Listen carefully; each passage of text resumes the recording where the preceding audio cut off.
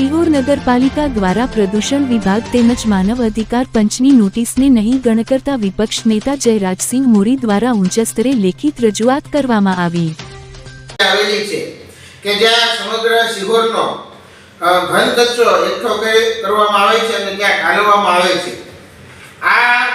જગ્યાની અમે વિપક્ષ દ્વારા મુલાકાત લેતા તેમાં પર્યાવરણની માર્ગદર્શિકાનું ઘણું બધું અમને ઉલ્લંઘન જોવા મળ્યું હતું। સાથોસાથ માનવ અધિકાર પંચના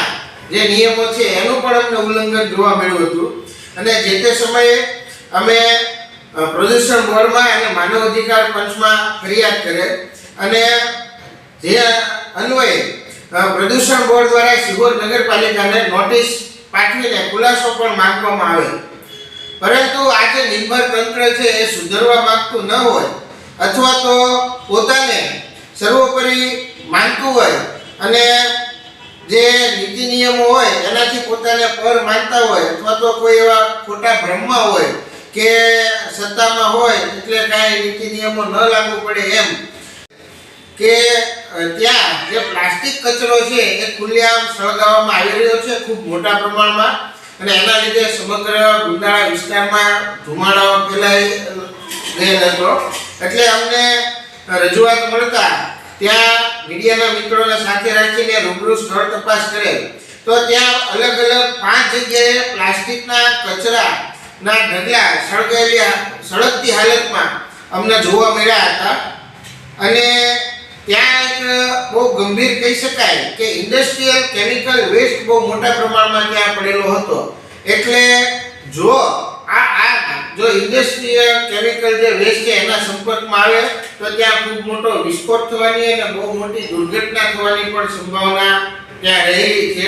અને આ ઉપરાંત જે પ્લાસ્ટિક કચરાને કારણે જે ધુમાડો થાય જેટલા મોટા પ્રમાણમાં કે ત્યાં થોડો સમય ઊભા રહેવાથી પણ આંખોમાં બળતરા જેવું અને શ્વાસ રૂંધાવાની તકલીફ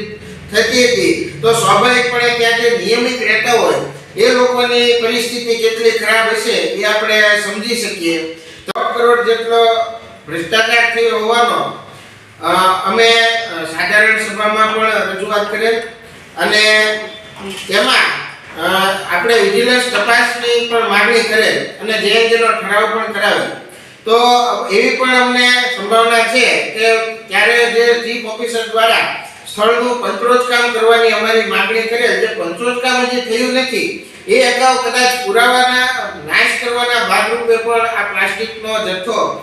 સળગાવાતો હોઈ શકે તેવી પણ અમને આશંકા છે। તેથી આજરોજ અમે વન અને પર્યાવરણ વિભાગમાં લેખિતમાં જાણ કરી છે અને જવાબદારો સામે કડક કાર્યવાહીની માંગ કરી છે તેમજ પ્રાંત અધિકારી અને પ્રાદેશિક કમિશનરમાં પણ અમે લેખિતમાં રજૂઆત કરી છે કે જ્યારે અમે વિજિલન્સ તપાસની માંગણી કરી હોય જ્યારે વિજિલન્સ તપાસનો ઠરાવ થયેલો હોય એની અમલવારી બાકી હોય તદુપરાંત જે પંચરોજકામ જે હાલની સ્થિતિનું પંચરોજકામ કરવાનો અમારી જે માંગણી હતી અને એનો ઠરાવ છે એ પંચરોજકામ કરવાનું બાકી હોય એ અગાઉ જૂના ભ્રષ્ટાચારને છુપાવવા માટે એના પુરાવાનો નાશ માટે થઈને પણ